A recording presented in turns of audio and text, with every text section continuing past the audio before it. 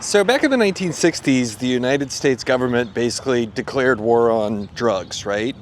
There were all these different substances that the population was taking, and they were doing all kinds of harm. And they went after all these things. And fast forward to today, 60 years later, arguably we've lost the war on drugs. But there's one thing really interesting. There's one drug that we totally have beaten. And I was a little tricky in this intro because that drug was legal at the time and it stayed legal. And that drug is actually cigarettes. It's hugely addictive, incredibly difficult to get off, and incredibly bad for you. But what happened with that particular substance and how the government has basically, well, just killed the entire industry, it's totally fascinating. If you're new here, my name is Michael. I am a business nerd.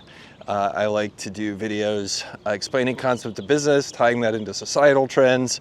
I've built businesses, I've sold businesses, I've created them. I've hired a lot of people, done it for 30 years. And if you're an entrepreneur, that's what this channel is about. And this weekend, we are here visiting my son in Phoenix, who is here for college. And this video is inspired by the cool, crisp, and clean Arizona air, which frankly is just gorgeous here in the winter. So I thought about this topic of smoking, frankly, because I was reflecting on my wife and I's last vacation. We went away for our anniversary to Barcelona, and that's in Spain. And one of the things we hated about Barcelona was seemingly everywhere we turned, somebody was like smoking or blowing smoke at us. You couldn't sit down in a cafe without a young person like this lady here, smoking next to you, somebody smoking in the streets like this lady, and you're sitting at a cafe and like everything smelled like Marlboros. It's just disgusting. We just didn't like it. Turns out it wasn't just us. I pulled up this chart here, which shows that of prevalence of cigarette use, Spain was number 3. 40% of the population reported that they would smoke on at least the irregular. Only China and Germany have them beat. Pretty incredible numbers. Pulled up like what are the numbers per country around the world, and this chart's super fascinating. You look up at the top and you have places like Turkey and Spain and stuff like that, but then down at the bottom you have Iceland and the United States. Like, super fascinating that, well, people aren't smoking in the United States. And to me, having grown up when you could still, back in the 80s, smoke on airplanes and restaurants had smoke-filled, kind of nastiness, and you'd come home from the bars even as late as being college age and your hair would smell like smoke. Like, the world is totally different from just 30 years ago. And it turns out it's just not my perception. Smoking rates in the United States are at an all-time low. Basically, if you go back like over 80 years, fewer people are smoking than ever before. Like, just a crazy transition of where things were. And if you look at this graph, as late as the 1960s, like 40 to 50% of Americans were regularly using tobacco.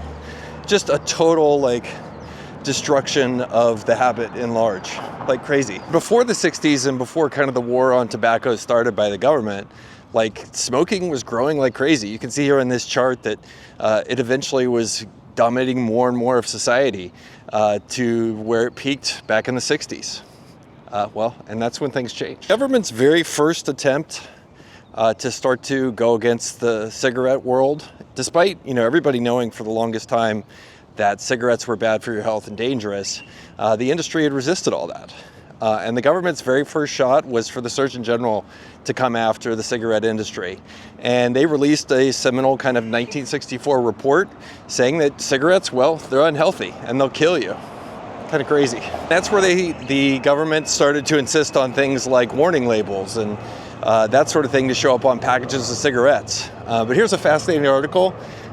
Even after like that 1964, Surgeon General report came out, like reporters were suddenly expecting cigarettes to stop being consumed so much. Well, it turns out when you have an addictive thing that's somebody's habit, like a cigarette is, it is difficult to get people to change. And the numbers, well, they didn't even really start to budge early on. If you're looking for proof that cigarettes kill, this is the best graph that I have to show that.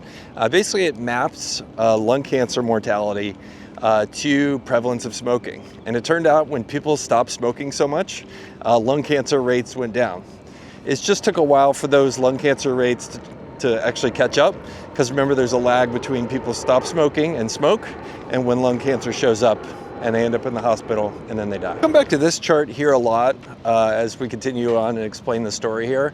But basically, it shows the story of how it took years and decades to win the war on cigarettes and smoking, which, by the way, I find totally nasty. It's one of the worst habits. I've never used tobacco in my life, except for one time I used chewing tobacco, and then I threw up, and that was the only time. Never again. I was 16, give me a break. But I'll come back to this chart a lot because it shows kind of the seminal moments as the multi-decade war on tobacco, well, kind of went down, and the multifaceted way that the government went after the industry. This is kind of a key point to the whole video here, which was winning the war on tobacco actually required multiple interventions. It wasn't just one thing that won it. It was a bunch of things all done at once for a very long time. And the very first thing that they did was go through and make cigarette smoking and tobacco usage much more expensive. So the feds rolled out taxes on cigarettes, and then the states did as well. And so if you look at it, and this is a great chart showing the growth of those taxes, you have a situation now where the states sometimes are taking more in taxes from each pack of cigarettes than the manufacturers are. Pretty nuts. One of the ironies of the whole cigarette story is that this taxation basically made the states a partner in the disease of smoking, right?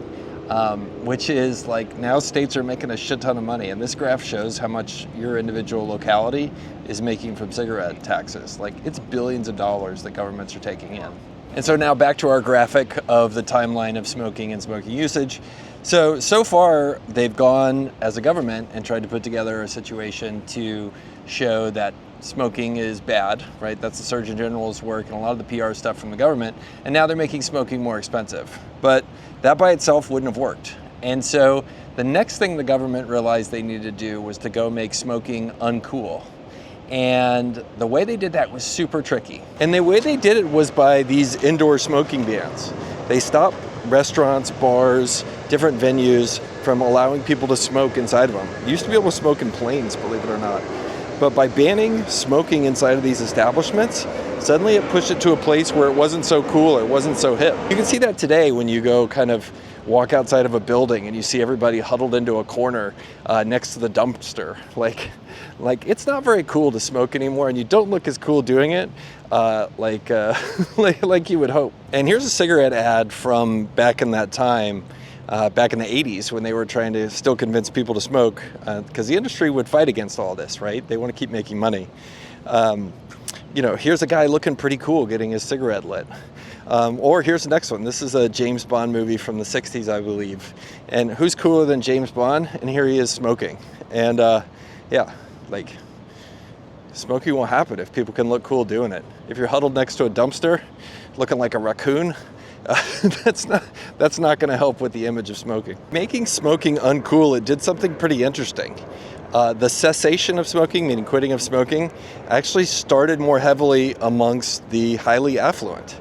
And if you look today, the people that are still smoking, they're by and large people that tend to be on the poorer and more uneducated end of the economic spectrum. We succeeded as a society. Across society, we also pushed the idea of smoking away from kids. This chart here is super fascinating. You look at smoking incidents in movies by the rating of those movies, and you can see the prevalence of smoking in those movies that kids could watch. So G-rated, PG and stuff like that, going way down, right? So suddenly you have kids seeing smoking as something not cool, right? Because it's been pushed to the fringes. They're not seeing it in mass media, and they're not seeing advertisements for it. And the government is telling them it's bad. Eventually you keep repeating that process over and over again. And oh, by the way, it's expensive. You keep repeating that process over and over again. Eventually kids are going to listen. And they do. They did. That leads us to this last chart here, which is the victory lap for the war on smoking. It's at an 80-year low. Society won. And it's something I think important that we as humans and as Americans slow down and realize this is a huge win. Like, it's easy to focus on losing a lot of the other wars on drugs, or, you know, some of the other problems in the country, and there's plenty. But this is one that's a good thing. And this is actually one of the most fascinating things about human nature. We love to fascinate and talk about the negative things, and we forget about the stuff that's great.